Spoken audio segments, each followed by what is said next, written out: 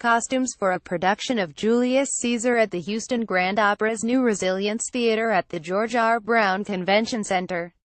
The floodwaters have receded, the temporary shelters have cleared out, and Houston has largely returned to normal since Hurricane Harvey dumped up to 51 inches of rain on the city in late August, destroying approximately 135,000 homes and killing 49 people. Today, a drive around the city reveals few signs of the catastrophic rainfall that turned highways into rivers and reservoirs into neighborhood-evering lakes.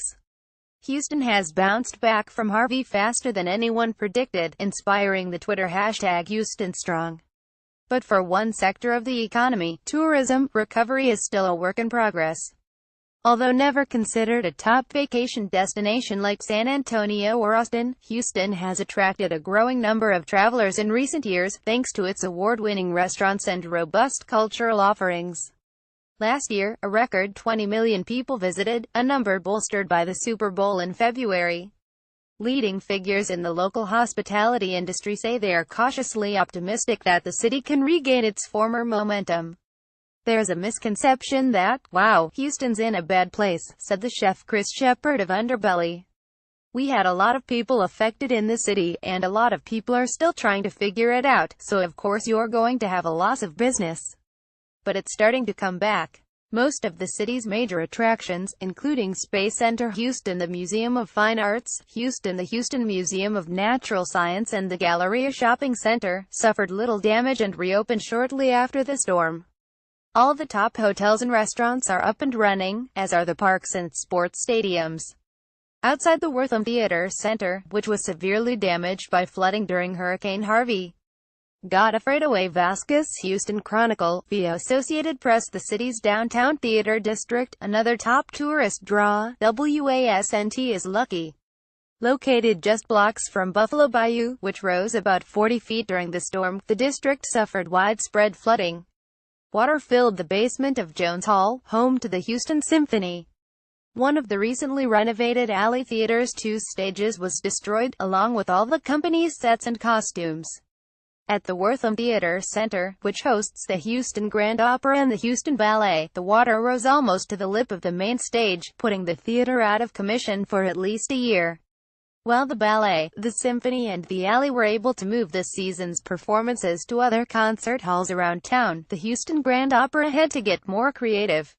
The managing director, Perrin Leach, decided to build an entirely new venue, dubbed the Resilience Theater, inside the cavernous George R. Brown Convention Center. This presented a long list of challenges, including how to pacify season ticket holders, free lift rides to and from shows, where to place the orchestra behind the stage, and how to finesse the acoustics, a work in progress.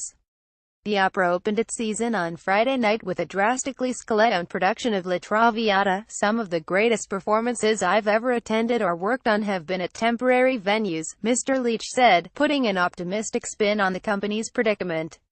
"You wouldn't necessarily have chosen this, but it's an opportunity to take a main-stage opera and put it into a different space. Each performance is going to be an event in itself." One of the buzziest recent additions to the Houston Arts calendar is the Day for Night Multimedia Festival. Last year's event, headlined by Bjork and Aphex Twin, drew 2/3 of its audience, about 17,000 people, from outside the city. This year's installment will be held over a weekend in December, with performances by Tom York and 9 Inch Nails, and a symposium on politics and art featuring Chelsea Manning, Laurie Anderson, and Pussy Riot's Nadia Tolokonnikova. "We feel like Day for Night is so important because it's a chance to show how resilient Houston is," said Omar Afra, the festival co-founder and the publisher of the underground newspaper Free Press Houston. "If Houston was a kid on the street, it would be that knucklehead who you push down, but they keep getting back up. You're just not going to stop us." One of the city's biggest draws remains its innovative restaurant scene, which has been garnering national accolades for years. 3 of the past 4 winners of the James Beard Foundation's Award for Best Chef Southwest have been Houstonians. One of them, Underbelly's Mr. Shepard, suggested a few culinary must-dos: a picnic lunch at Menil Park, beer and tacos on the crowded patio at 8 Row Flint, dinner in the outdoor garden of the intimate Italian restaurant Coltiver. "You don't have to come here to help out," he said. "You can come to enjoy yourself and have fun. It's a beautiful time of year." The heat is pretty much coming down, and we don't have hardcore winters.